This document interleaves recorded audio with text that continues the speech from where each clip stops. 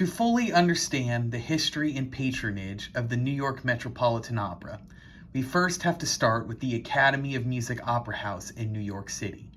Inaugurated in 1854, the Academy of Music, declared by the New York Times as an acoustical triumph, was the premier opera house in New York. We must now explore the difference in American wealth status that became prevalent at this time. The notions of old money and new money, as it were called. Old money was defined as families who enjoyed and maintained their fortunes largely through inheritance and long-standing family dynasties. This is the kind of wealth the Academy of Music specifically catered to. At the dawn of the Industrial Revolution in the late 1800s, the notion of new money came about. These were families who independently made their fortunes in the new industrial businesses of oil, steel, and mass production factories. New money families such as the Vanderbilts, Morgans, and Roosevelts, as seen here, were snubbed by the old money families. As such, they were not considered worthy to become box holders of the Academy of Music. This motivated a group of 22 new money men, Vanderbilt and Morgan among them, to assemble on April 28, 1800, to elect officers and establish subscriptions to their new opera house. They pooled together $600,000 to launch their venture that would become the New York Metropolitan Opera. On October 22, 1883, Gounod's Faust was premiered as the first opera at the New Money Metropolitan Opera. This new money crowd watched delightedly as the Academy of Music slowly began to fold towards insolvency. The box holders formally named themselves the Opera Real Estate Company. They took total control of every aspect of the opera house, including hiring impresarios to produce their concert seasons. The first impresario was Henry Abbey, who had an affinity for Italian opera. He ran an entire season of only Italian opera.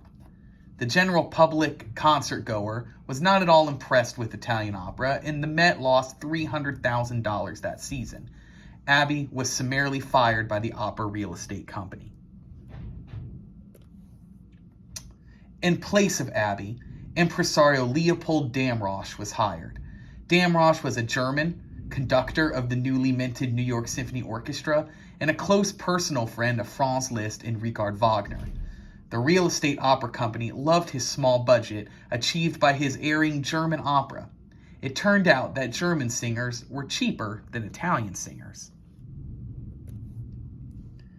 At that time, New York City was host to a large community of concert-going German immigrants.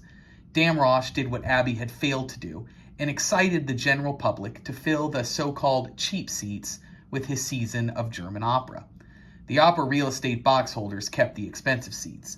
They were concerned with status and seemingly could care less about the music and popularity of said music with the general public.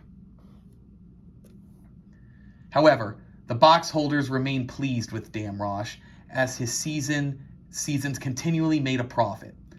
Damrosch was quite literally worked to death, though, collapsing on the podium and dying of pneumonia a few days later. Damrosch died for the profit margins on behalf of the box holders. Damrosch's son took over after his father's death for a short time, but the box holders began to sour on German opera. Because of the grandiosity and maximalism of the Wagnerian opera tradition at that time, there was no time to chat and mingle between arias as the box holders were prone to do. This shows exactly how out of touch they were, as German opera remained very popular with the general concert-going public at that time. This departure from German opera on the part of the box holders led to the return of Abbey in the Italian opera focus.